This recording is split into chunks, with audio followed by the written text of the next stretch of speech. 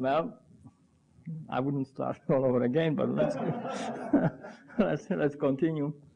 You know, the problem with the modern time we live in is that we live in a time of materialism. We are a very materialistic society, and because of it, you know, we do not pay any attention to the things which are spiritual or things which are into the realms of so-called soul. Now, belief in a soul obviously goes back to times we don't have even records of, but from the time we have records, there is always some indication that we are more than just matter, that we have something within us which is non-material, which usually tends to live while the matter ceases. And for example, even in Canada, when you look on native totems, you know, Eskimos and all, and there are three faces. The first face represents the physical man, and the middle one represents the mental man, and the one, usually the top one with the wings, that represent the heaven, spiritual aspect of man. So somehow that notion that there is a soul has been around for very, very long time. And every religion, doesn't matter which religion it is, in some ways is based on the fact that a soul exists. Some want to save your soul, some religion would say save your soul, but the point is the soul always is the corner of the faith. So obviously when you go through life, you at certain point have to go into a workforce. And when a person is young, usually he has his own vision, how to live the life and what kind of work he would do, the work which would be his own. But obviously, the workplace is a very different place. It's an external place, as opposed to the soul, which is inner place, inner world. And very frequently, it's a very opposite priorities. That what workplace demand from us is very different what the soul needs. And obviously it's a struggle. We might have a certain ideals when we are young, because our soul is the component of creativity and spirituality. So we have a certain notions about how we would work, what we take as a work, and how we would control, let's say. But when we hit the workforce, it's a very different situation altogether. When you work in a workplace, you work in a truly materialistic settings. Usually corporations have their own set of rules. They demand loyalty, they demand accountability, they call for productivity. The issue of a soul is not something corporation care, because soul represents individual.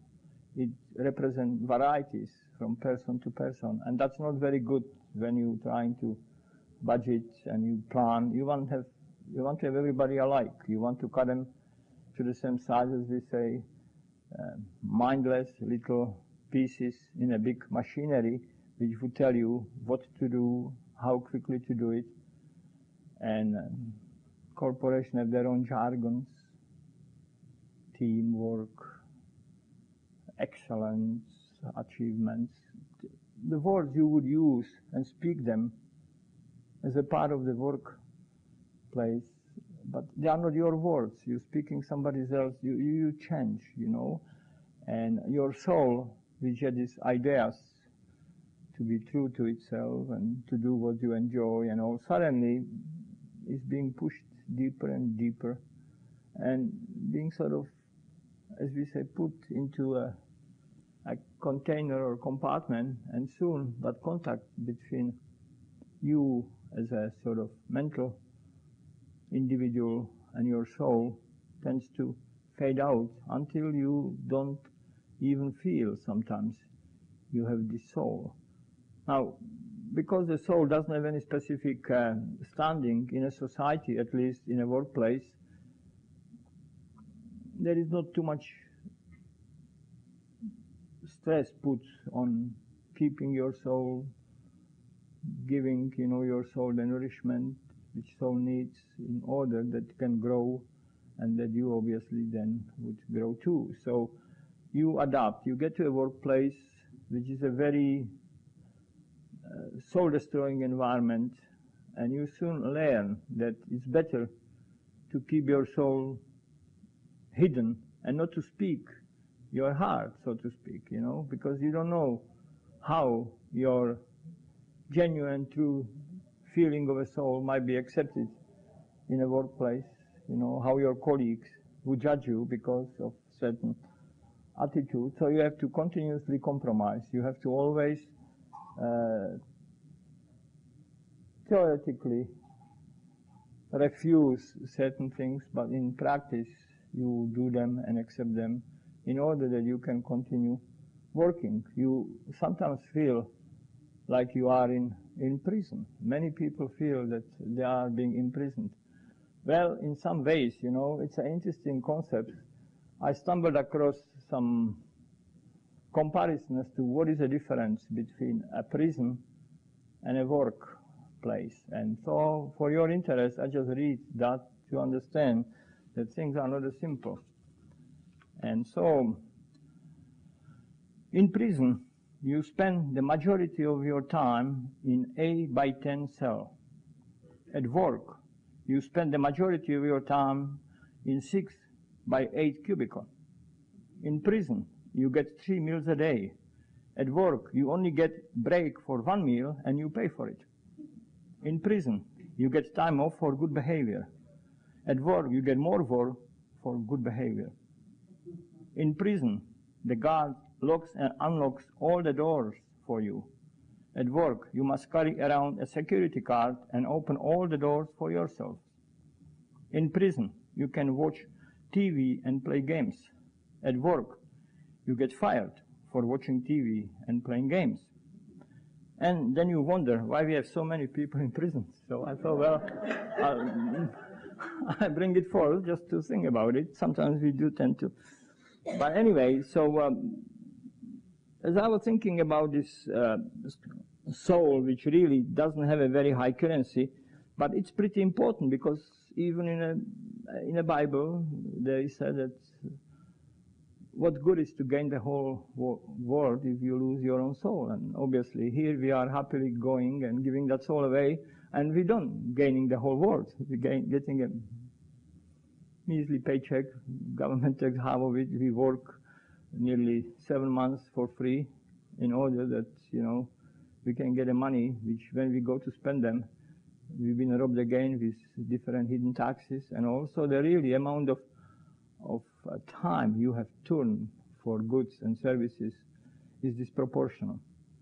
And some statistics showed in the past that in order for an individual to sustain himself, that means he had to do something to sustain his life, which is very different than working for somebody else to make profit and all.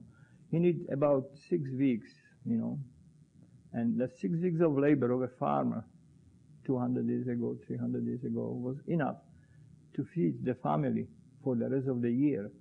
And so it is obvious that all this so-called talk about being free and having sort of more time, and we are actually trapped more and more. Our free time is diminishing, and we are working, at high level of efficiency because of all these labor-saving devices which have been invented to make it easier for us. We've been checked now on going in, out, every time you open the door, every time you touch your computer. It's not a fun. So the stress which is developed because of that is a hidden killer. We know that. And we age much faster, and our soul is being hammered, and it's frightened, and it's there, and doesn't want to speak. So you are on a meeting and there is some argument and boss says, well, this is my idea and I think that that's how it should be, and anybody else, any opinion, and who is against it? And nobody is against it. Even if probably 3/4 of people sitting there know it's a nonsense and they would be all against it. But little soul, you know, is sort of frightened to speak because there are consequences. When you speak your mind, you pay the price. And to have a courage to speak your mind, obviously, is something very easy to say, but sometimes difficult to do, because there are responsibilities and consequences. Sometimes you have a family to feed, sometimes you have obligation, and if it was only on individual alone, he might say, well, okay, just leave it, I quit, but because you have to carry on. So we are always sort of suffering on that level, and our soul, obviously, is closed. And because of our soul being, as we say, inhibited from its full potential, not being able to manifest itself in a workplace, we lost creativity. On one hand, companies, corporation calls for innovation. They say you have to be creative, you know, all kind of these topics, they all come from the soul. And if that soul cannot express itself, then you don't have creativity. You don't have innovations. People just looking on each other and they just go through it somehow all together. Nobody wants to sort of do more than is necessary, and generally sort of corporations suffer. So in some ways, you know, it would be of a real interest to the corporations, to the executives, to know a little bit more about inner workings, about the needs of a soul in a workplace, how to free that soul and be creative and to work to joyful interaction rather than to some sort of 8 hours, you know, serving one's time, so to speak, and that's it. So I hope that they don't teach these things at Harvard these days, you know, about soul. The soul, in order to grow and to express itself, has to be enveloped in darkness. Darkness of a soul. Vision has to be in darkness and has to have doubts, because doubt is that what formulates, you know, the new ideas, what sort of bring us forth. But corporations don't like that. You know, the last thing they want is to have certain doubts, and the last thing they want to have to be somewhere in darkness. They want to have everything sort of managed, everything in open, everything planned. But this is very linear approach, you know, which suits the modern way, but it doesn't suit the soul. Soul is sort of more coming from chaos rather than from order. Corporations love orders, so when you are in a workplace, everything has to be very, very specific. There are procedures, there are rules, all kind of ways. But when you are creative, when you work with your soul, order would not, you cannot plan yourself certain things and all. You have to, from chaos and confusion, you grow and mature. It comes from within, from darkness. The whole creation, everything which grows and exists, has to come from darkness, has to be enveloped by darkness. That's when things sort of start and grow, and then it bursts forth to the light. So obviously this is a big, big problem in the modern times, that people have, most of them, lost faith, so to speak, and so many don't believe in any spiritual aspects, whether they don't go to church, anything. They only feeding their minds with facts and data information, mostly related to the work they are doing. You clip yourself to the point that you are truly one-dimensional individual, fully skilled in the things of this world, which truly are an insignificant to the world of the soul, which all of us would have to eventually realize. So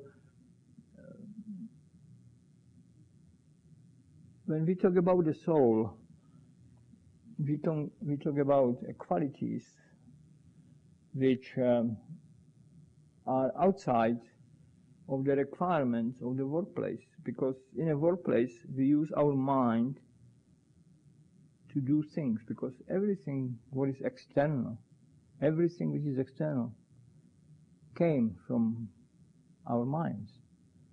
But because mind can create these things, they are of no significance. It's the thing which are things of the soul which are important, and that's kindness, compassion, understanding, love, the values where you serve the community, where you live with your fellow men, where you are just by your presence of value, rather than because of goods and things, you produce. So when we are young, we do tend to pay more attention to these things of materialistic values. We have certain visions how we convert our limited time to house and a car and trip and whatever, how we spend the money on things of this world.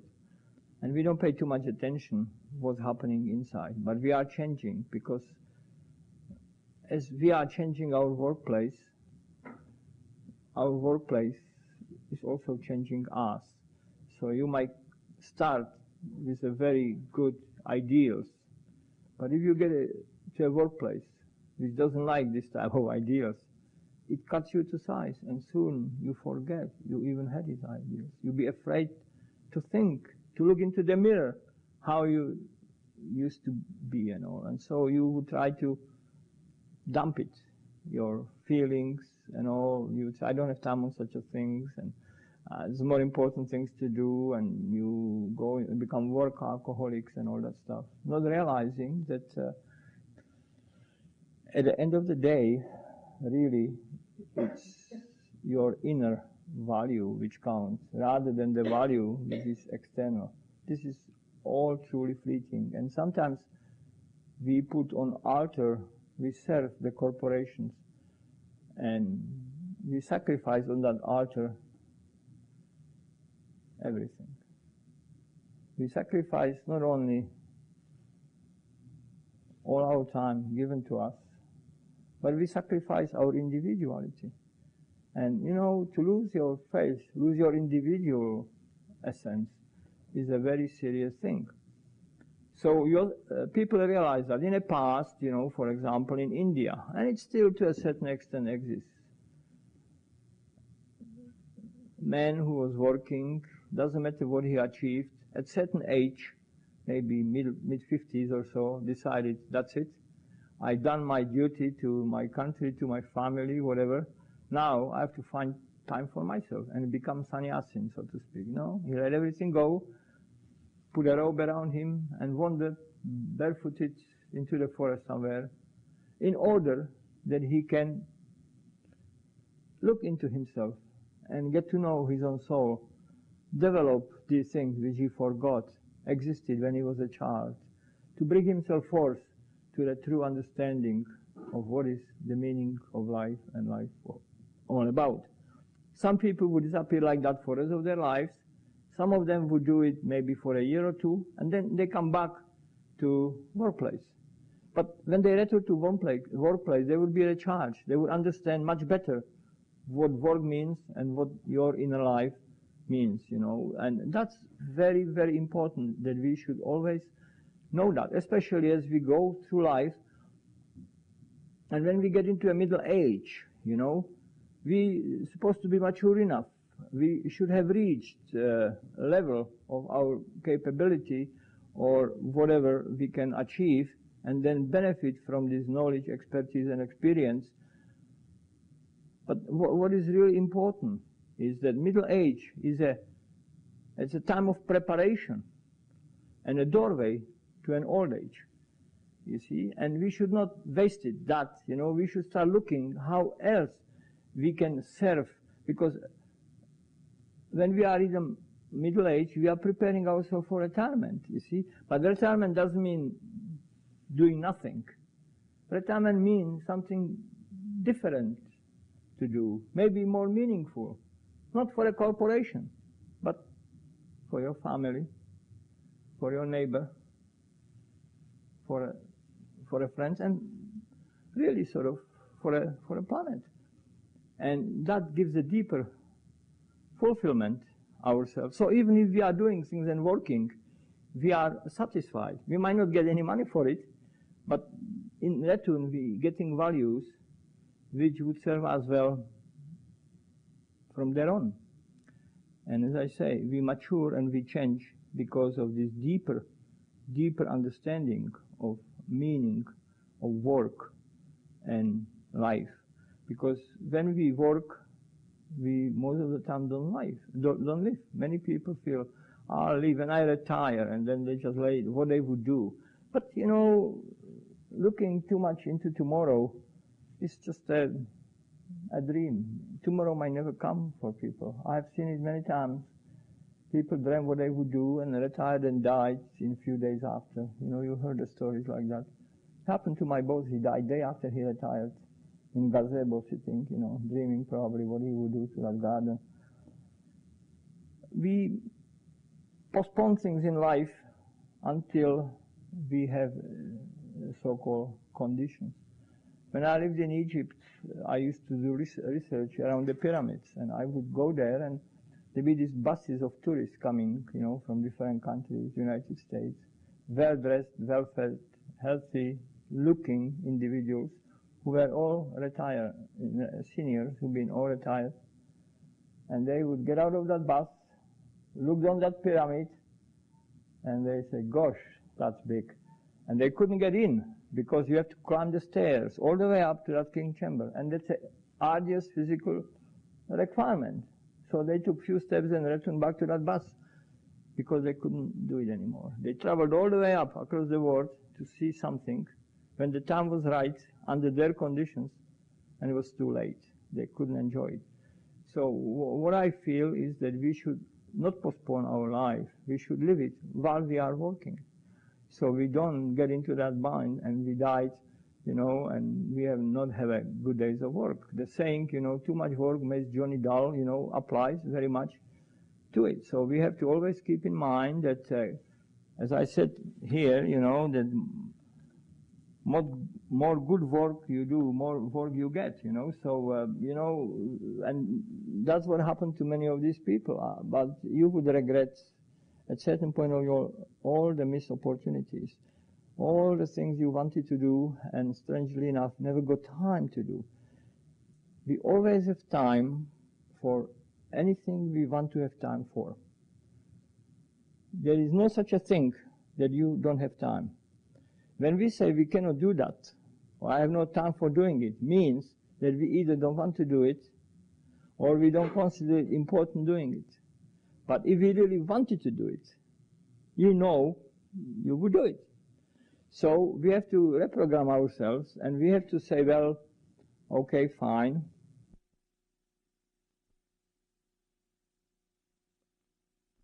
Such a way that there is a time for work, which I have to do in order, and there is a time for me. And that time for me is time for my personal growth, for knowing myself better, to build a better bond on a spiritual level with my nearest and dearest, with the people like-minded.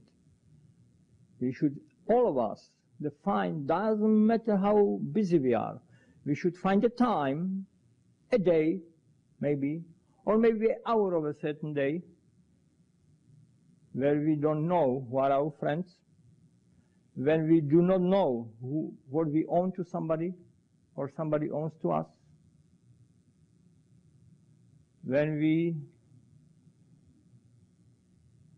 only bring forth our aspirations, our experience, and desire to know oneself better.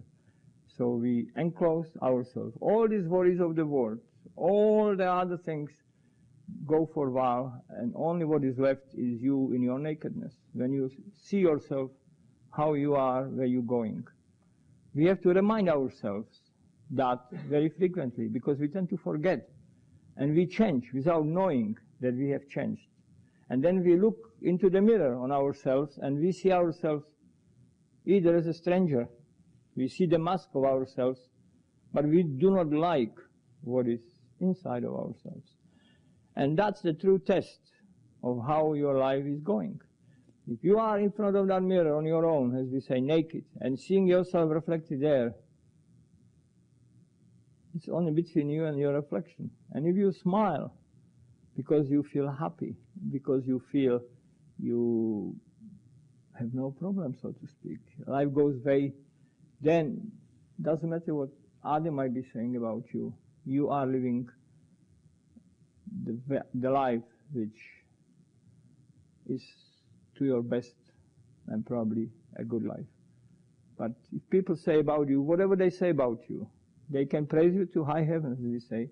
But if you look into your mirror and you do not like yourself, if you know that this is not you, then that's bad, you know. We have to try to balance. So what is inside reflects on outside. But we also be mindful that what is outside tends to affect inside. So there are trials, there are pitfalls, and there are also great rewards. But we should always think before we do something, whether it's in workplace or for ourselves, is it worth it? Is the price I pay by doing so, you know, sufficiently high that the soul, which would at that time be in some ways affected, you know, it outweighs it, you know, because, you know, you become what you're doing very frequently, and you become also what you're thinking. But your thinking sometimes is affected by what you're doing. So it is very important to realize that. I have probably mentioned it in one of my earlier lectures, how critical it is to sometimes to remind of ourselves who we really are, because we do have an image, what we might be through reflection, but we don't have it through retrospection. And so when I was a kid, I loved to go to the field with a butterfly net and chase butterflies. And in my country there, I've seen these butterflies in every field. Every time I went somewhere, I just collected them and all. And life went on, and I was also writing poetry when I was young, and some of it even got into newspapers and all. And I loved to read this type of stuff. But as I was getting into this workforce, as I was getting heavy-duty stuff, you know, I had to read manuals, I have to read technical books, which at the beginning I hated, you know. But as time went, you know, and I went up on a chain of responsibility, on a ladder of commercial success, so to speak, I enjoyed reading these dumb things, these manuals, these technical books. And one day I realized that it's been maybe a decade or so since I read any book of poetry, since I bothered even to listen into poetry. And to my horror, I realized I have not seen a butterfly. I said, my God, what happened? Where are all these butterflies? I go through the fields and all, and there is not a butterfly in sight. So I thought maybe pollution and things, you know, did them in and all that. And then there were kids running around, so I stopped them and I said, hey, have you seen any butterflies lately? And the kid said, yeah, there's quite a few around. So I realized that the kids see something I don't see anymore. And so I started to think about myself, why it is that in a world I'm living, in my world of hard facts, discipline, and requirements, I don't see these things which have no meaning, so to speak, to life. I was concentrating in life on everything which had a meaning, which related to workforce, which related to making this or that and all, and I neglected my own soul. And my vision of the world, which is multi-layered, suddenly changed, and I was shifted from the world of a poet and a young child full of creativity and excitement and joy, to a guy who looked everything very seriously, took a skeptical outlook on things, you know, become cynical. And I realized that when I tried to read poetry, I felt physically nauseated. I couldn't read it somehow. I dropped it in the middle and I said, let me read something matter of fact. Let's read something which gives me some values, you know. And I realized that was the problem, that without knowing, I have changed. My workplace changed me. And my soul, which was up front when I was young, and I have not cared about work and workplace, suddenly was shifted back, and workplace became dominating. My mind took over, and everything changed. My perception, my vision, I have not realized that, but people I normally would have been friends with because of their sensitivity and all, when I was young and chased the butterfly, I looked down upon as a useless eater or something. Things changed because I was now in a big world. And so I decided to correct that by starting to read the books I used to read when I was young. And I knew at that time that I enjoyed them very much. And honestly and truly, it was a difficult going, and you tried yourself. That books you enjoyed in your childhood, suddenly you ask yourself, what the heck I've seen in that book? Why I have enjoyed it, And it took me quite a while before I started to enjoy it again, But I forced myself consciously every day to read something which had no meaning to the world of commerce, had no meaning to the workplace. It has only meaning for my own soul. Things which I try to feel from within, not from my mind. There'll be a good profit or something, Just something which came from within. And by reading so, something was melting, slowly chipping away, and I mellowed in relation to my work. I have not been as serious about it as I used to be. Deadline meant not as much as before, and what I cared more for was how I felt at the end of the day, how alive I was inside, and thought other things than just work things. And one day, took me quite a while, maybe 2-3 years, I started to see butterflies. And truly they exist, but we have erased them. We've been hypnotized by our workplace. We've been switched to a reality which requires that certain thing which has no meaning should not bother because they can distract. I was the same like a big corporation, microcosm and microcosm. We all are in some ways reflecting that. And so since that time, I always make sure that doesn't matter what I study, what I do, what I'm working on. I do have a book of poetry hand close by, I read something which is purely for a joy of reading, not for getting hard facts, information to educate myself, collect the knowledge. I'm looking to read something which increase not my knowledge, but my inner quality. And this is done by things like that. So whether it's sort of reading scriptures, whether reading poetry, something which deals with your inner is important to nourish. Because as you get older and older, you realize sometimes how in error you've been by taking certain things seriously or certain steps. But you cannot roll it back. But you have still time to move ahead in a different direction. And really, who wants to work, really? Just those who believe in reincarnation, I just remind you, just to think you'll be born into a new job, and you'll see how quickly you change your mind, because when we work and we have a joy in work, we do not feel we are working. We are actually rejuvenated rather than we are tired. I've done some experiments many, many years ago with time. I wanted to figure out how come that people of the same age look different. One looks much younger than his age, and other might look much older than his age. I said, well, time is time. If somebody lived 30 years and time was the same for everybody, everybody should look the same way. But that's not the case. So I thought to myself, well, there must be some other factors in it, and I looked into the sort of longevity of people, and I realized that even if the woman on average lives longer than men, there was a certain group of males who live longer than women. Much higher age, 90s, some of them over 100. And all these people had one thing in common. They've been enjoying their life. They've been really creative musicians, composers. this type of people who have not worked on a conveyor belt, people who have really enjoyed themselves. And I thought that maybe that affects somehow time, because we measure time by the way we feel. If you're doing a work you don't like, the time drags. 4 hours in hard work which you don't enjoy feels like eternity. You're looking for a coffee break. You look, 2 more hours and I go home. My God, Friday is coming. Thank God for that.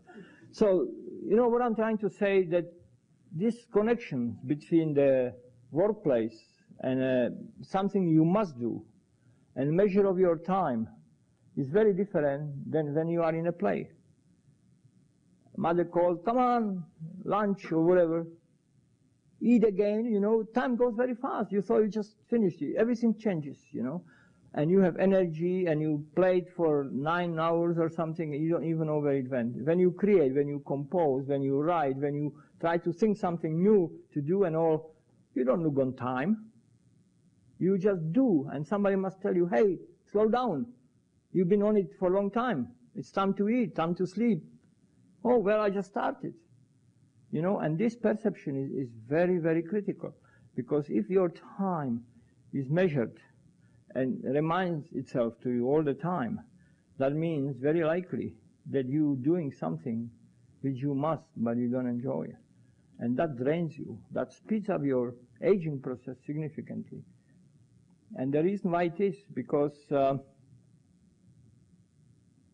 you used up more time, because you feel it's much longer, than to somebody who used up less of it, because you feel it is less.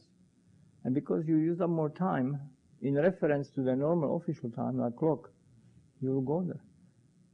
And so what I'm saying, if you work and you don't put your soul into it, if you detach your soul from the work, and you are just like a robot, like a little unit, then your time is measured in a different way, which affects all your biological processes, and your aging would reflect then on people who are likewise doing the same.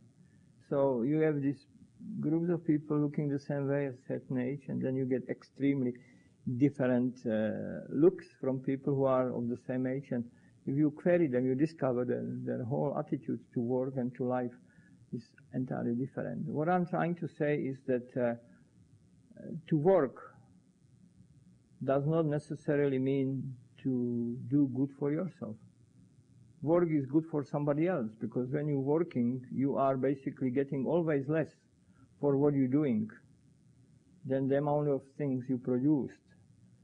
And that was actually figured out, by a Scottish guy called Douglas. And I think that Social Credit Party in Alberta, which started in 30s or whatever, was based on Major Douglas' economic teachings. He was an engineer, and he was studying basically the cost of the products versus the amount of time allocated to produce it. And he discovered that when you work, amount of money you get paid for the product is usually much less than the product cost for which you have to buy it.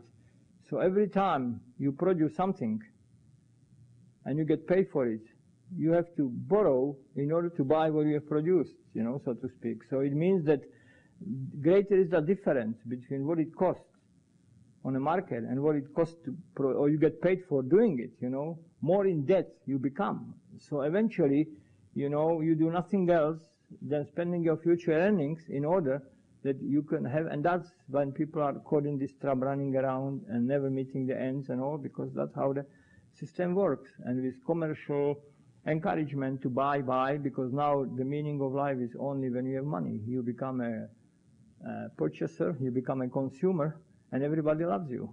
Corporation loves you, everybody loves you. The moment you have no money to spend, nobody loves you, because you are no good to anybody. And we work that work on things, you buy, I can make more profits because you bought, and that, blah, blah, blah. But more profit is made, less money comes to people, because obviously they produce more product, which costs more money to buy, they get paid for it. And also, all what I'm saying, this is all very, very bad for a soul. You start to see suddenly these discrepancies. and you start slowly but surely suffer, and in order to dull within you that crying of the spirit, of the soul, you don't look for silence. You want to have a noise around you. You want to entertain yourself. You want to always do some meaningless things, so you have no moment to see the gap within you, that empty, hollow, frightening inner void, you know, which soul is hidden somewhere there. That's why people don't like. If you are a spiritual person, if you know your soul, you love to come to the darkness. You love to look into yourself. You don't want to have a world around. You forget everything. But if you are addicted to this so-called workplace, you become, as we say, one of these mindless robots. The last thing you want to do is to have a moment of emptiness, moment of retrospection. So you click that television and eat these chips and whatever, go on some activities where you can scream your anger and frustration and all that. But you're neglecting your family, you're neglecting yourself. All what you're doing is living for things. And so when I'm looking on a soul and a workplace, I always say, well, for a young person entering into a workplace, it is a big unknown. The ideals, soul is still speaking, yeah, I wouldn't take a job like that, no, it's against my principle, against my standing. But it just smooths you out. As you fit into the workplace, you soon realize that you cannot be your own man there. If you want to fit into this team, if you want to fit into that company policy, if you want to create that image, you know, which everybody expects, and so you compromise. You say, well, just for a year, just until I save money for this or that, and then you get into it and you hardly ever get out of it. And if you do, you are usually worn out, destroyed, spit out, and might be too late. So you obviously have missed the train of existence. All work is work, and I'm not saying we should not work, because obviously work is good for many reasons. We must do certain things with joy. And if we cannot do with joy, we have to realize that we're suffering spiritually.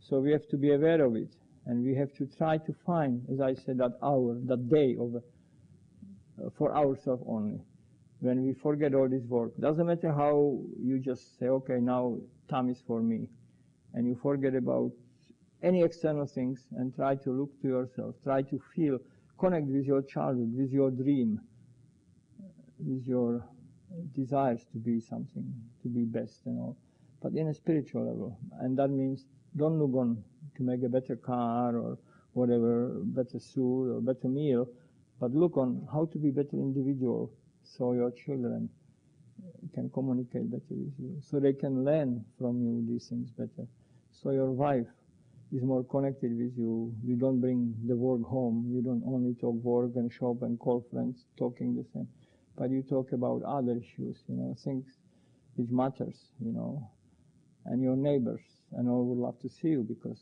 they know that you are a fun guy to be with, that you don't bring the work and things, you know, to their doorsteps, you know. And as you develop this personality, the importance of work, doesn't matter how important it is, start to change. Your priority start to shift, and you'll be able to allocate yourself more time. If the kid says, Dad, I want to go and play, whatever, say, okay, let's go, rather than say, don't bug me, I have still some numbers to add and all that stuff. Because at the end of the day, it's only you and your soul. And a soul is an orphan. In the world we live, soul is an orphan. We have supports on any mental and physical level we can look around if we need. But on a soul level, it's in you, and it's there, and nobody knows about it except you. And you have to really sort of be honest in order that you start to feel yourself. Some people have a strong faith, and a faith helps too. But the faith itself, without understanding the damage the workplace can cause, might be also undermined and changed. How many people of faith would never admit their faith, for example, in a workplace, because they feel it's not a proper place, because the colleagues, what they would say, my boss is of different faith, whatever, you know, it's very, very difficult. So all what I'm saying is that when we're dealing with issues of material world, where the work obviously is a dominant criteria of our recognition, because we are recognized very frequently not by what we really are, but we are recognized by what we represent. I'm a general manager of that, I am so-and-so, or what we have, you know. So people would look on a guy and say, oh, he's a rich guy, he's a clever guy, because after all, you know, how he cannot be clever if he's rich, but, you know, you don't need to be clever to be rich. And the saying, the dumbest farmer has the biggest potatoes, you know, applies, you know, across the board, you know, and we know it. We've seen some of these guys, you know, there are other factors in play sometimes. Rich might be something which was given to a guy in order to test his soul, you know, because obviously it's not that he deserves it, but maybe he's in need to learn something from it. Because one day you are up like these Enron executives and all these people there, you know, they think they made it. The next day you bang down, all your riches vaporize, and you are left with a big gaping hole and asking, why it happened to me, what I've done wrong, and you start to think, you start to feel your soul, you know, perhaps, first time in your life, you know. So, you know, we never know, sort of, once we're chasing this type of things, you know, of the world, you might get them, but my God, they might kick back, you know. But when you are looking into your own soul, you are getting better. Soul never punishes you, you know. It just improves you, gives you qualities which you cannot buy with money and with prestige, because everything what was given to you can be taken from you. It's only what you within yourself have grown on your own. It's truly yours, and that what is truly yours is in your soul. It's not in your mind. It's not. You can have Alzheimer's and that's it. You know, you don't remember a thing. You can be a Nobel Prize winner and that's it. You finished. You know, but if you have soul, that soul which is pure and have these qualities I spoke about, would radiate irrespective whether you could or cannot remember the things, you know. People say, that's a beautiful soul. It's not because you speak well or whatever. It's something which comes forth, because that's how we are as a human being. We sense. We hear things and then we sense things. And sometimes what we hear and what we sense might be two different things, you know. Somebody can speak very nicely and very convincingly, but you sense that he's a schmuck. You know that what he speaks so loudly that you don't hear what he's saying, so to speak, you know, as they say. So the soul is the primary. You don't need to go around and teach people. All what you need to be is to be a spiritual person, good person, and be around. And you teach by silence. It all comes through in your actions, in your behavior, in your silence, whatever. So workplace doesn't give you that opportunity. Workplace try to kill it, you know. External, everything external. You know, you go by the rules. You know, you have hierarchy, strange hierarchy of managers. You know, the people who might be not necessarily very smart, but they do have a power over you, and they destroy your soul.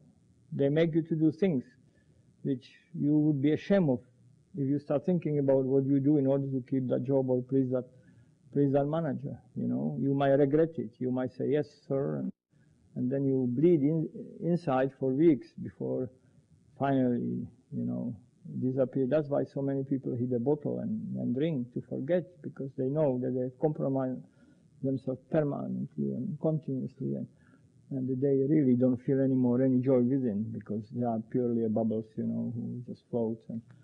But we all know, you know, because inside of us, the voice of conscience is there, and you might override it by noise, but you never kill it, you know. And so at certain moments, you know, start nags on you, and that's why some people who've done something bad, even if they've been never caught, in order to be freed from that nagging conscience, have to go and admit it.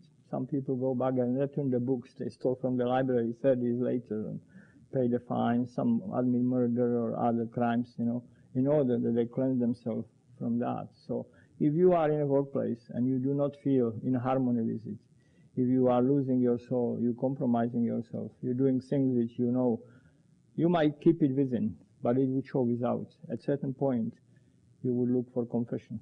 And so all what I'm trying to stress here is that we always, work is not us. Doesn't matter how good is the work. It's not us. We must never become so symbiotic that we cannot be without our work. We cannot be man-machine. We cannot marry ourselves so much to that thing that when that thing goes, we just finished. We have to develop other interests. We have to develop other qualities within us. And when we develop them, they would manifest even in a workforce. The change in you might be you start to put a flower in your desk. You start to change your ambience. You put a picture of somebody you never had a picture in your office, whether it's your child or friend or something spiritual. And this is where you are improving yourself. You opening your creative juices. The burdensomeness of work is not as heavy and all. But when you don't have that connection, when you live in that darkness, then all what you have is work. And that work is not pleasant. The work is destroying, is mind-numbing and sometimes physically really wearing you down. But when you get, realization that perhaps you have to do it, even if you don't like doing it, develop a positive attitude, the whole world changed. You might be more successful. You might get even more out of it than you ever, because nobody thinks how many times you have invented something in a work. Everybody has a talent to invent, but you don't bother. What the heck, But if it was for yourself, doing it as a joy, all what you'll be doing is spinning these wheels in your hand, trying to improve it, doing even better, If I want to produce the product, I try to make it the best. I'm thinking about it, always trying to improve it. If I'm doing the product for somebody else, I'm just doing the product, and that's the whole thing that for us to feel the life, even in a work, we have that soul somehow associated with it. We must not hide it, suppress it, and say, well, that's not a time now. After on a holiday, I would meditate or something. Or after I retire, I would have more time to my church or whatever community. You have to start doing it now. Everything takes time, and we never know how much time we really have. So it might be that by starting today, you save your life, because it's not how much you do, but how much you have done within you at that moment of that decision. You see, there might be a lapse between the time it actually physically takes to produce the change. But on a soul level, that change already happened. So even if you don't accomplish it fully while you, let's say, are living, within your soul already it was accomplished. And that's why I say your decision today might be what change your life tomorrow. Just desire to feel your soul. You would feel it more. Just to say, I want to be more caring. I don't want to be as critical. Okay, business calls for certain criteria, but we are humans. We are human beings, You have to look on your colleagues in a different light. Not I'm the boss and he's an underling, or he's a dummy, doesn't know what he's doing, We should definitely change our attitude, and by changing our attitude, everything changes. As we change the attitude towards something, that something changes attitude towards us, and it's always like that. We would have to always struggle, because the forces of decay, forces of collapse and entropy are always in action. And if you do not produce any action yourself, you start going down imperceptibly, like when I forgot these butterflies. You have to remind yourself all the time. Otherwise, you would lose lots of the gains. And lots of people look back with it. When I was young, my God, I played theater, I was an amateur actor, I read a lot, and he's twice his age and he doesn't read, doesn't go to theater. All what is concerned is that job, And so, even if the society, as we are now living in, demands from us last drop of our time and energy in return for some money, and don't care at all how you feel about it, as long as you're doing good job, You can be miserable, you can have problems, who cares? Just deliver me this 300 widgets or whatever, and fine. We should put a break on our, because when we are rushing into something, we are not aware.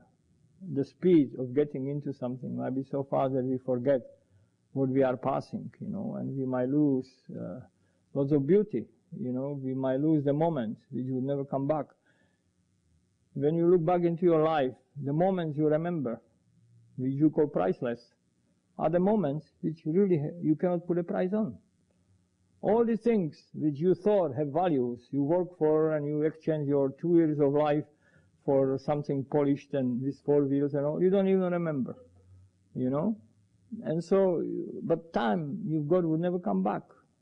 You see, everybody gets 24 hours a day. No less, no more, whether you are poor or rich, famous, powerful, 24 hours. Now, how you deal with the time is really up to us, but we cannot roll anything back.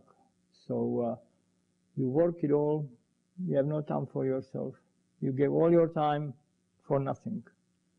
Because at the end of the day, you discover that when you work for nothing. And I tell you why. There are some statistics shown that when the person dies, on average, everything he owns will be carted and taken by one small truck away. So you imagine that everything what would be left after all your life you put to things and all would be something one can put on one truck and just dispose of, It's not a very encouraging thing, So I feel we should always think about what life is all about. We were not born to be bees, to be workers. We were born to enjoy ourselves, to feel our souls, to grow to be something more than just the office manager or clerk in a Safeway or something. We were born to realize our soul, our immortality. We were born to make other people happy, to help them to deal with misery, to help by our, not wisdom, but by our own example. Being good people. People imitate. I've said it a number of times. When given the freedom to people, people will imitate. They imitate always that which is good, which is around. And if they are young, they probably imitate that what is bad, and even older. So good examples always, pay. You don't need to look, you don't do for others. When you do something, if you have to do it because Joe, when you do whatever you do, remember, you should do it first for yourself. If others benefit, that's just fine. But do not be in such a position of a mind and ego that you do something for others. Because at the end of the day, nobody cares that much. There are people who busting their asses, as you know, organizing things, doing things, and this saying, good deeds never go unpunished. Everybody of you experienced it. Doing some good, and what you got from eating a tune would be eggs in your face. It's good to do it, in spite of that knowing. But you have to realize that you're doing it for yourself. You have to do it with joy. You have to be prepared that you won't be sunk for it. You might be actually accused of meddling in other people's affairs or whatever. But then you are not working. You are enjoying. You are doing something not to heal yourself, but because it's your nature. As you have to develop that nature. You know that the dog would bark, if a stranger passes by, as a rule, because it's his nature. You cannot help it. You cannot beat him because of it. And if you are a good person, you would do good because it will be your nature. And it's not something you do for others. So we have to, when we get our soul, within us, and we know ourselves, we can look inside of ourselves, and we can see ourselves, and we see what we see is good.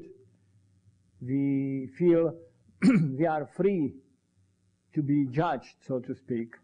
We are free to go at any moment without saying, thank God I have one more day. You are always ready. Then you're doing good. Because, as I said, there is this mechanism where on one hand the body speaks, the mouth moves, lips moves, and sound goes, and ear hears it. But there is other speech which goes simultaneously, which is a truthful speech. And this is a sort of talk of a soul. From soul to soul we communicate. But we don't hear it, because that doesn't go through our ears. And that's why there are certain affinities between certain people, because their souls are alike. And there are certain anxieties, because their souls are maybe different, even if the talk is the same. And I'm always trying to sort of remind people that work is good, but it's not everything. Actually, if I was asked what work means to me, I would say, well, means very little. It's a lot of time for me, but I have to do it because I want to be in a society where you cannot function without having certain work to do, so to speak. We all have to do our share. People cannot just sit and meditate, because the whole world would collapse, so to speak. Work, certain things.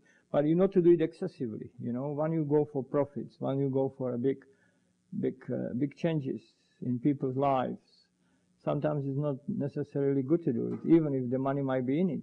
But that's when you don't have a soul. If you are just going purely with the mind of a businessman or a manager, then you don't care about the people, you don't care about the beauty. Say, well, okay, fine, we get that village out and we flood it and make a hydro or something, as they do it in China, where they don't ask. People don't like it, they rebel, protest, nobody cares. Well, maybe it's good to have that water there, converting into electricity, but then again, you killed much more. So our planet is in a difficult situation. We are being polluted, we are being droughts, everything you imagine, the wars, pestilence, everything. But that's not an external phenomenon. That's only a reflection, our inner souls, which we have forgotten, and we have invested everything externally, and we cannot do it. We cannot outsmart nature. We can only upset nature, and then it comes back with vengeance, And as we have individual souls, there is also a soul of the planet, and it really listens to us, but we don't listen to her, and she eventually wins at the end of the day. And business world, the materialism, do not recognize the soul. So all this talk I'm saying is meaningless if you are deaf to these things, if you don't have that inner sort of sensitivity. And then when it hits you, it's too late. We always tend to sort of regret. But I'm trying to look on modern workplace as a really a very numbing and dumbing place to be. And if we have to be there, one should not resign to it. One should not sort of say, okay, well, it's a work, and forget everything else. One should always remind oneself that one is a living spirit in a body. And for whatever reasons, in order to keep this body, he has to do certain things, And one should do it only as a part of necessity rather than part of excess. But lots of, as I've said, people would work themselves to death, so to speak, because they don't understand that there is more to them than meets the eye. And you have to waken up that. You have to start at your workplace. When you start feeling bored and you start not to like what you're doing, everything changes. The time flow changes, your health tends to suffer. You bring on certain moods and personalities which affects everybody around you. You get home, and because you had a bad day in work, everybody trembles because daddy had a bad day at work and all that stuff. We have to always realize that we pay a heavy price for very, very little, because you work, and at the end of the day, when you get your paycheck, how much goes out of it, and at the end of the day, really, you lose that day. And so we have to prepare ourselves to this simple fact that we fade out from the workplace, that at a certain point we would have not that work. And if that was everything we had, we have nothing when we retire. Just the emptiness, frustration. We are dull because work doesn't allow you to do what you want to do, because you must work. And so obviously it might be too late. So even if you're working, try to find, and you're doing it. I'm not saying about you, I'm speaking in generic terms. By sitting here, you are seekers. You are not looking for things which material world can only offer. And I know you're looking for things which cannot be bought by money. You're looking for better recognition of yourself as a spiritual beings. You're looking for things which has no value because they are the most valuable to you. The friendships, the love, kindness, faith, whatever. Things which truly grows within rather than without. That's why you're sitting here. That's many of you came repeatedly. I'm talking in general. The masses are blind. And because you have no soul, you can be manipulated. You can be convinced about anything because it looks good, it pays, whatever, so let's do it, I was listening, interview with these people who've been torturers and murderers, in some of these African countries. And then they lost their job because it was all over. They just went back, become family men and all that stuff, like nothing ever happened. And there was no pangs of conscience, nothing. And they've been proud of, they did a good job. Yeah, I'm happy. I really got that admissions from them every time. I got them, no way anybody could resist, And you say, well, where is their soul? How the human being could do that? Because obviously, soul protects you from doing things which are in a way abhorrent against other living things. And less soul you have, more likely you'll be willing to compromise. We think we do know who we are. We do not know who we are. Giving the opportunity of a workplace, giving the opportunity for income or some other reward of this world, many people very quickly dropped this sort of veneer of feeling that they have a soul. You have to feel it. You must not say, well, I know I have it somehow, intellectually reason it. You have to descend to that depth and darkness of inner self before you start to feel either that emptiness or that warmness of recognition. That's why I said, you must forget your names of your friends. You must forget what you owe to somebody or somebody owes to you. You have to be so within yourself that nothing else for that time you allocated to yourself exists. And that's when you probe. That's when you grow. That's where you can plan your direction. But if you don't do that, or pay only lips attention, eventually you would discover that you've been so hardened by life and by work that you won't be able to even do it, or you would not even know how to start. So cultivate friends.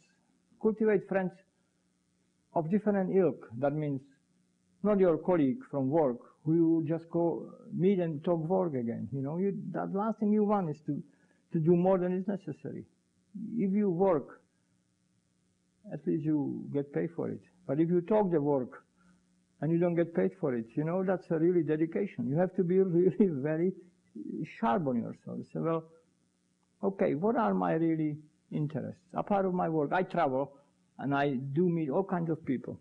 And very frequently I would be traveling with these people in a car for hours and hours. So we chat. And I always want to ask, usually they are managers, people very dedicated, very proud that normally they can work only 8 hours, but they never go home less than 10 hours work and all that stuff. And they feel it's good. So I asked them, I said, well, do you have any hobbies? Oh yeah, I like hunting, And I said, that's okay, that's good to kill something, that's fine, What else? Do you read? Oh, well, I don't have time to read, And, oh, well, I do watch some television, But, you realize the emptiness of their life. These people are successful on one level. But without that work, they have nothing to hang themselves on. They don't have any interest which would call for spiritual inner development. They barely speaking to their kids because the kids just do their own things, Well, what to talk about wife after all these years, We already said everything, So there's very little communication. It's a dull existence.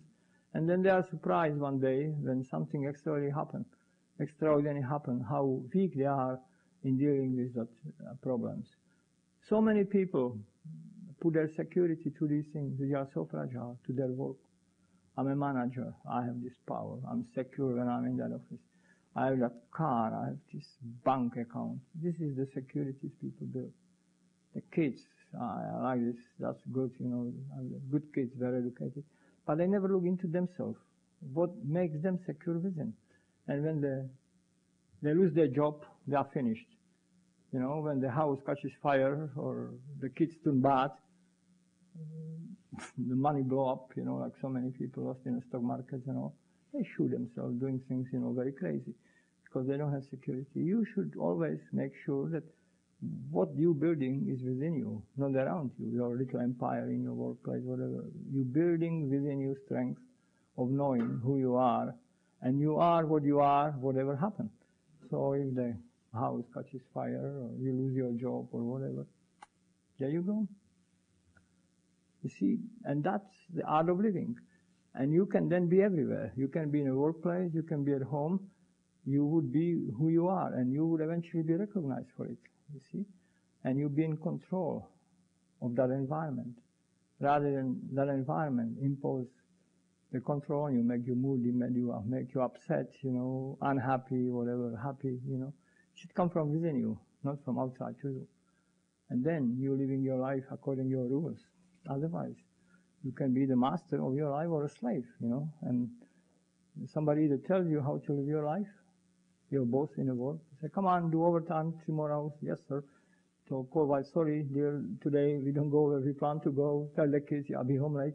And you work, for what, All what I'm saying is sometimes it is necessary, and there be a good reason, but you have to realize that soul somehow must be involved. If you dull it, and just sort of don't want to hear this inner nagging, you should know, whatever. We should always be mindful that we were born not to work. We were born to grow, to enjoy ourselves while we are in this planet, in this time. Somebody said very smartly, your life is a holiday between 2 eternities. And just think about it, how well it fits, So you might as well be on that holiday, because it might never happen again. So I don't know, it's very sort of easy to dismiss that and say, well, it's easy to say, but well, that's the whole thing, Lots of people would say things, but it's difficult to do them. Some people would do them without saying anything, So you have to sort of bring yourself to that stage that you are a doer and that you change your life. If you don't like your work and you suffer, don't try to dump it within you. Try to get out of it. Try to find other work. Do something different, or change your attitude towards that work. The things are a reflection of our thoughts on the things, how they are.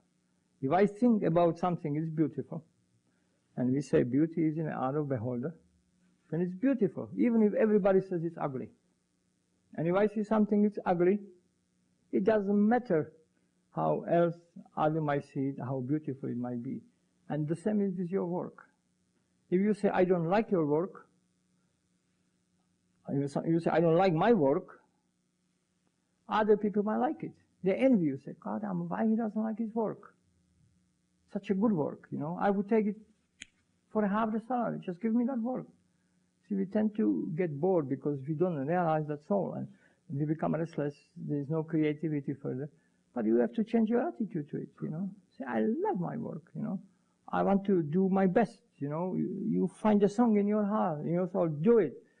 Immerse yourself in it. Be creative. Try to freshen it up. And you start doing it, and that would change to your will. And you would like it, So, but lots of people are so down. The soul is so down. They don't have any inspiration, idea. They just fly with the time, getting older every day, according to the stresses, they bring home. So you have to always fight it. That's that entropy I was saying, tendency to run it down, whatever it is. There is no such a work when you have to do it, when you must do it, which would forever stimulate you. It might be at the beginning, but it becomes routine, becomes it, and you do it half conscious. But your soul is sleeping too. You have to bring it into the action. And then everything becomes alive, because life comes from within to without. From without to within comes only death, so to speak. So you have to work it. So don't look sometimes on what you're doing as a sort of end to all, and just learn from it something. Look on it very positively. And even bad work might teach you something. Maybe never to take such a bad job again, when you quit. But it teaches you something, and you take it from there, But you always have to analyze. You always have to look and stop in what you're doing and say, what I'm up to these days? Am I really happy how the things are rolling? Is there something I forgot within me? Do I still feel that little noise, little voice speaking to me, or it's completely silent? Am I unable to be as much happy with myself that I have to go out and be with somebody else? Do I have to have that noise and entertainment? Cannot I just sit down and just be silent, listen to the beauty of my own existence, dreaming the big things which only soul can dream? And so that's the whole thing, that life is too short. Before we realize it's truly over. And we know it, as we're getting older.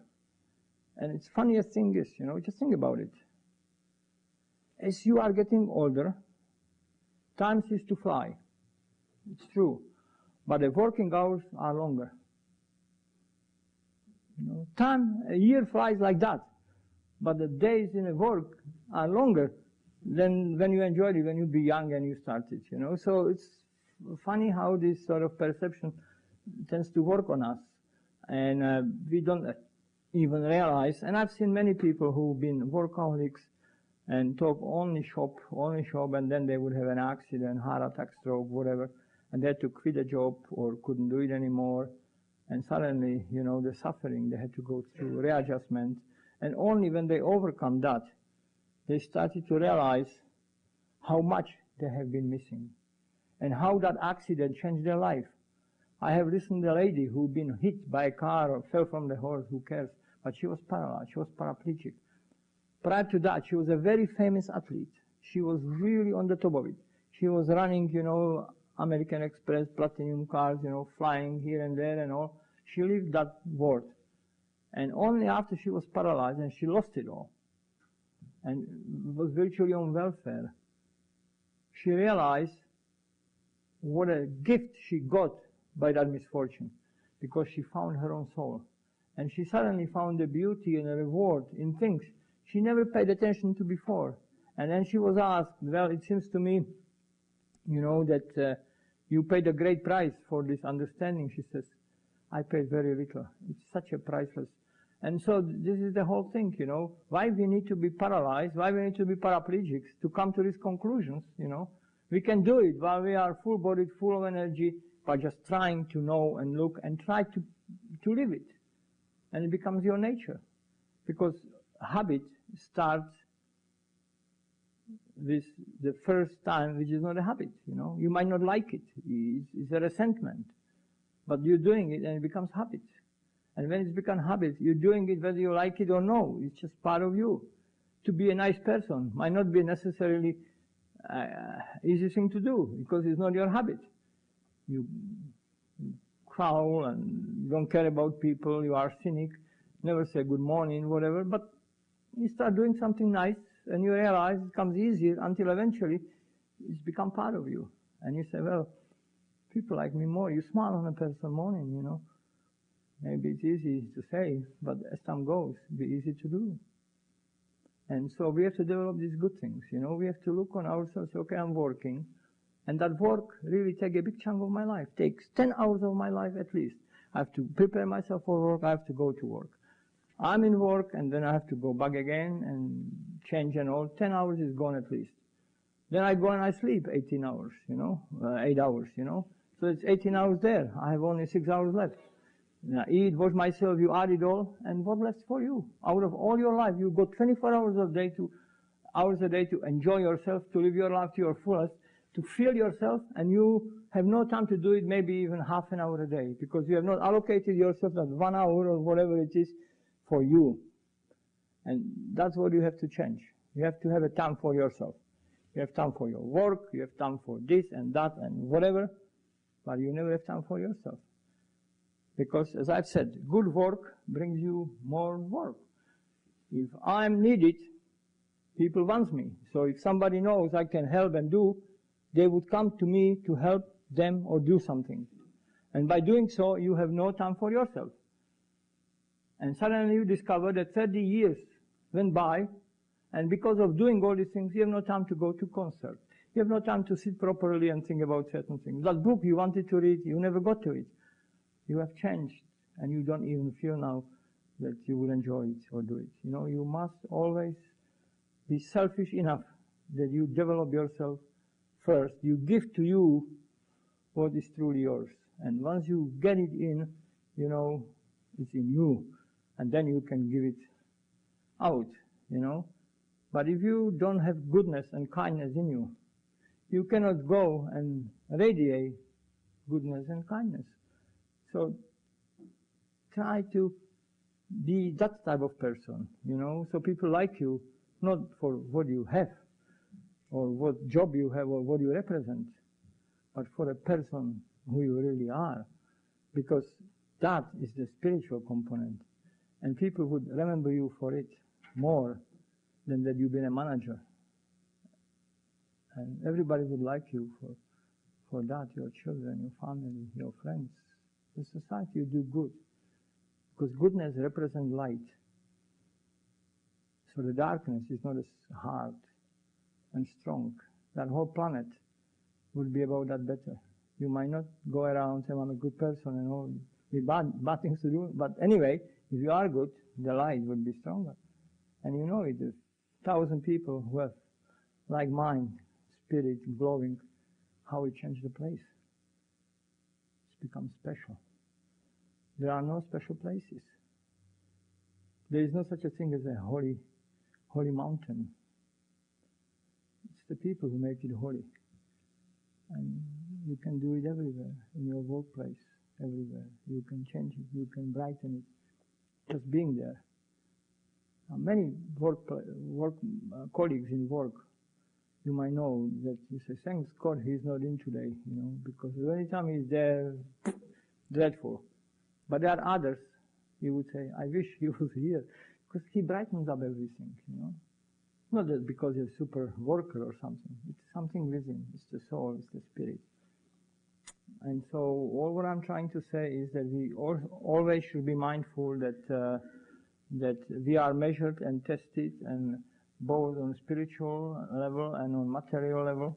But when you have a choice, go always for the spiritual than for the material. If you know that you have a job which might be good, but will destroy your soul, then let the job go, because there is no value in a word which could outweigh the price you would pay for it. And always look for your soul. So I say, it might be good for my soul. Take it, even if it doesn't pay well, you know, because that's where you would grow. And we forget what we have paid for, but we always remember what we have lost, you know. And I somehow feel that when you reach age of retrospection, which we normally do as we're getting older, we don't look as much ahead as we are looking back. We're judging ourselves already. What we are, how we feel, because the world is really a thought. Everything is a thought. So when you go on the other side, nothing changed. You have lost your body, but you still have your thoughts. And you create with the thoughts the same what you created here. Maybe you've been so busy here working that you continue working in some mental creation, forgetting altogether that you are a soul which you enjoy. And so try to enjoy yourself. Enjoyment comes, ecstasy of recognition that you are more than meets the eye, that you are a good person, that you live by the divine laws, that you have purity within you, that there is no error. When you live in error of any kind, error of opinion, error of judgment, whatever error, you bring on illness on yourself, because you don't live in truth.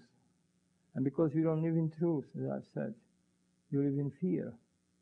Because only people who fear are people who don't know. If you know the truth, what's to fear? You don't need to have a courage if you know the truth. That frees you. Knowledge frees you. Truth frees you. the divine laws which exist in the universe are known to the soul. Soul knows how to live according. But because soul embodied itself, it lost that contact. And the mind is just a way soul probably uses to experience certain things. But mind can lead you both ways, up or down, and it can be your master, or you can be a slave of it, So you have to train that mind. You have to develop discipline. The victories in life are victories of work. I don't mean workplace work. You work on something, you do it, and when you achieve it, you feel satisfied. You would be very ashamed of yourself if I come to you and say, okay, fine, here is a diploma, and off you go, you are a doctor. You might be a doctor on a paper, but you know that you are not really a person who deserves a diploma. But you work and do all what is necessary, and you get a diploma, you'll be proud of yourself, you'll be sweet, you'll be a great achievement. And that is everything, I can parachute you into a job in a workplace. You are a manager today. And here you are, you play the game, but you arrive, but you have not done the trip. And so you don't feel a good manager. And it radiates, and your workers would not have a respect. But if you reach something, not compromising your soul, then you are in the right place, in the right time, and things will be around you different, because we truly affect our environment. And people, as I said, tend to imitate. So if you display kindness in a workplace, if you display joy and creativity, and you are the leader, these other people around would say, yeah, that's good, I'll do that too, But if you have a guy, his soul is dead, he's a manager, he's just shouting orders, don't care, wants to have everything, just, you killed everything. Nothing grows there. And that's, why certain things happen. That's why, in spite of all the incentive companies coming with, they cannot squeeze out of people that, what they expect from them, creativity, loyalty, dedication. You have to impose it. But this modern technology, it's even worse. Remember the time before computers, You've been in a place, and if you've been in an office, for example, you mingle. You go and, hey, so-and-so, I need such and such a thing. You have to tell, because you're probably lazy to type it on a typewriter, or tell the secretary to type it, She would be busy, and there was only one secretary. Now, with all these computers, you don't need to see anybody. You will be working next to your door, and you send him an email. Yeah. And so, even if you work in a place of 300 people, just think about it, how many of these people you truly know, you know who they are, and sort of feel sort of brother or sisters on a soul level. It's just total unknown entities, And because of that, we are all divided. And because of that, being divided, feel lonely and alone and frightened. And our soul sort of suffers, because we compromise even more, because we don't know how others would react. So we keep quiet. We don't try to sort of upset the apple cart, and that destroys us. You get home, you're frustrated, because you have not lived your life. You just pass your existence. You waste it, valuable time.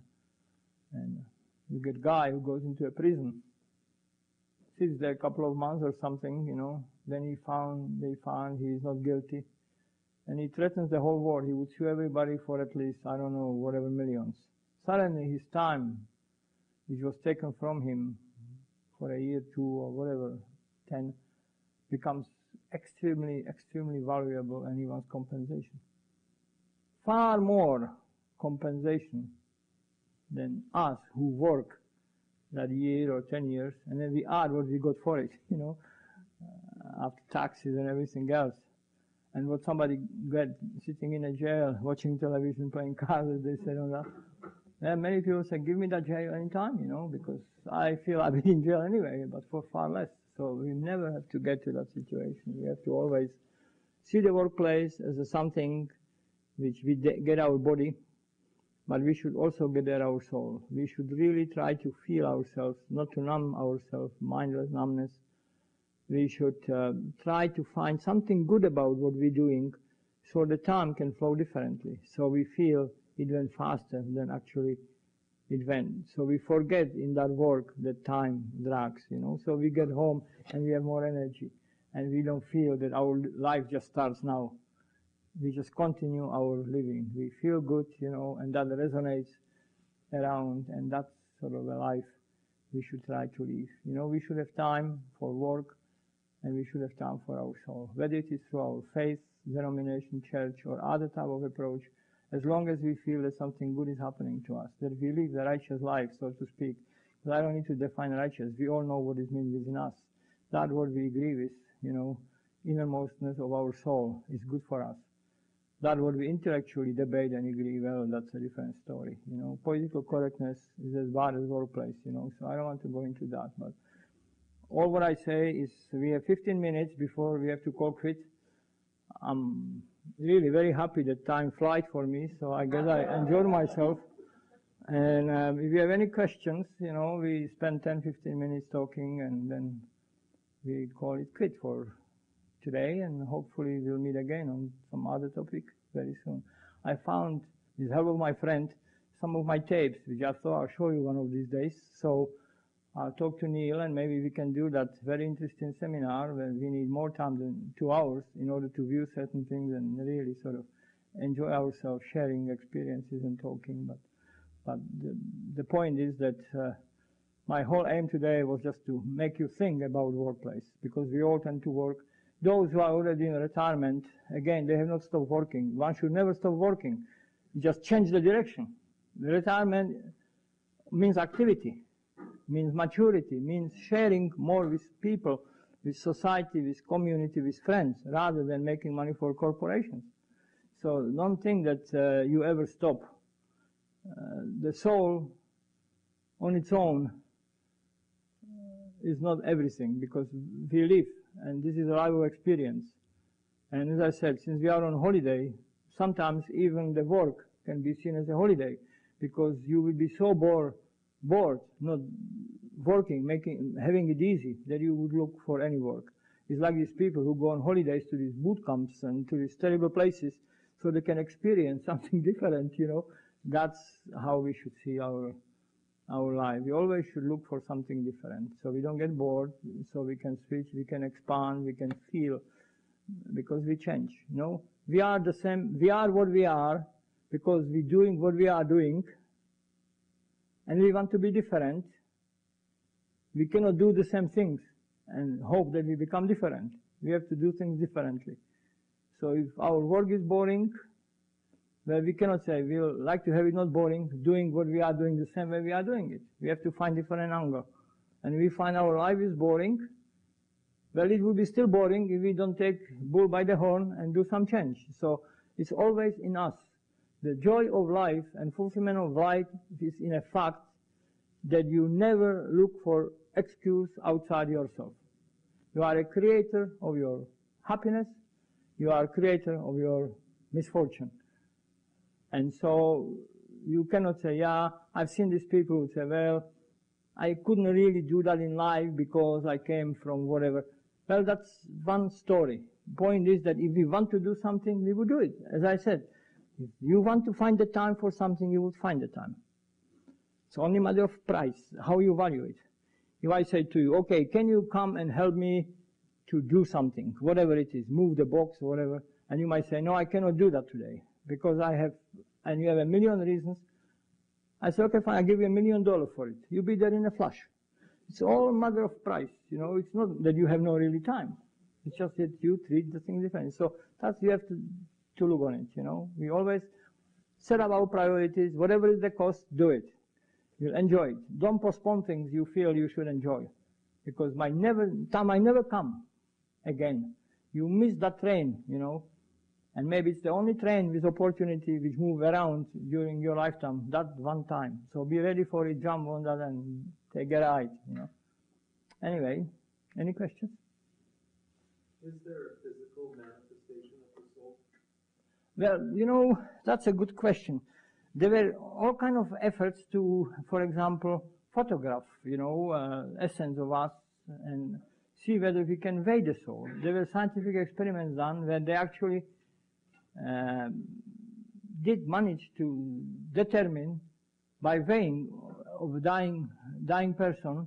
What they did, they would take a scale, you know, like very balanced board, like, you know, like these old weighing scales, you know, and they would put a person who was in a sort of on a deathbed, so to speak, with that deathbed on that scale, and put him sort of there, and then they put amount of weight exactly, so they balance that bar, you know, and then in a moment of death, there was a sort of a deflection of a needle, which indicated that there was loss of about 2.5 ounces, between 1.5 to 3 ounces in weight. And that was documented. That was done at university settings in 20s. I did actually a paper about it. So they feel that in a moment of death, something leaves us, which probably would be weighing around between 1.5 and 3 ounces, you know. That was the variation. Never more, never less, but always it happened, you know. Well, there is one evidence. Then obviously there are people who claim that they could clairvoyantly see the soul leaving the body in a moment of death, and it was well documented that that was the case, and there were even photographic evidence. I do have books showing that, and obviously the whole spiritualism believes that this is so, but the scientific evidence lately is not looked for because science doesn't believe in it, you know. So if you don't believe it exists, there's no point to look into it. And so it actually would it would, you know, confuse a lot of things. If we suddenly admitted existence of a soul in the stage of our understanding as to what is brain and all that stuff, it would cause the havoc. But it is clear that there is enough evidence based on faith. Because faith is really equivalent evidence which you get from a science. Faith is based, which is evidence of belief, you know.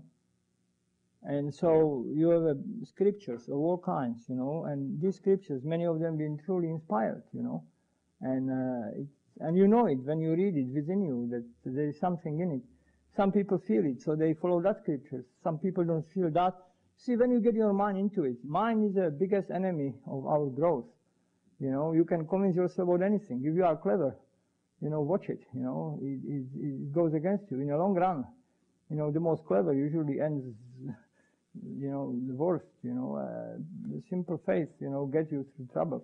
The cleverness gets you into troubles. You know, I'm not trying to say not to be clever, but there's a difference between being wise and being clever, you know. We have too many people now who are very clever, but very few people who are wise. That's why we're doing things we can do, but because we are clever, but we are not wise enough not to do them. That's why we have all these troubles we have today. Okay, any other questions? Well, I don't want to keep you here more than is necessary, and I thank you very much.